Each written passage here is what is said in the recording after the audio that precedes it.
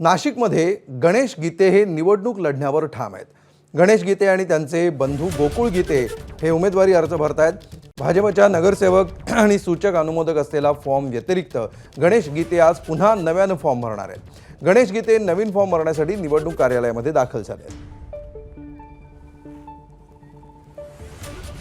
आणि अधिक माहिती घेऊया आमचे प्रतिनिधी मुकुल कुलकर्णी सध्या आपल्या सोबत आहेत। मुकुल, अखेरच्या क्षणापर्यंत नाशिकमधला गोंधळ संपताना दिसत नाहीये, काय नेमकं घडतंय नाशिकमध्ये?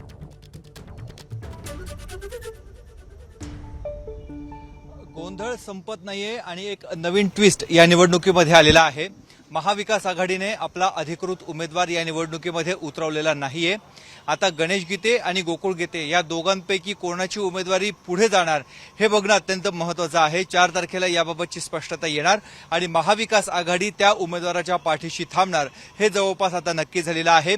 ही जागा भाजपला मिळावी यासाठी भाजपकडनं जोरदार प्रयत्न करण्यात आलेले होते, मात्र जागा वाटपामध्ये ही जागा शिवसेनेला गेली। शिवसेनेचे नरेंद्र दराडे हे निवडणुकीला सामोरे जात आहे आणि त्यांच्या विरोधात आता गणेश गीते म्हणजे गीते बंधूंपैकी एकाने तगडं आव्हान हे उभं केलेलं आहे।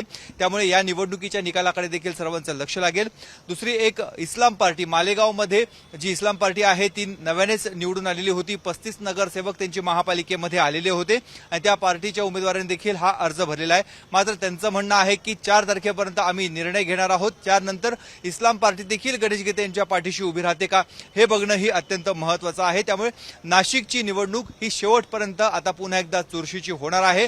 जो एक ठाकरे गटाकडनं आरोप केला जातोय की या निवडणुकीमध्ये घोडेबाजार हा मोठ्या प्रमाणामध्ये होईल, त्यामुळे ते उमेदवार देत नाहीये, अशा स्वरूपाची सूत्रांची माहिती आपल्याला मिळालेली होती। दुसरीकडे जर आपण अहमदनगर अहिल्यानगरकडे जर बघितलं तर अहिल्यानगरमध्ये प्राजक्त तनपुरे यांनी आपला उमेदवारी अर्ज दाखल केला, मात्र तिथे देखील महाविकास आघाडीने एकालाही अधिकृत उमेदवारी दिलेली नाहीये। तिथे इतर 4 जणांनी अपक्ष अशी उमेदवारी केली आहे। नाशिकमध्ये आता चोरस आणि ट्विस्ट अशा दोन्ही गोष्टी समोर येत आहेत। धन्यवाद मुकुल तूर्त माहितीबद्दल।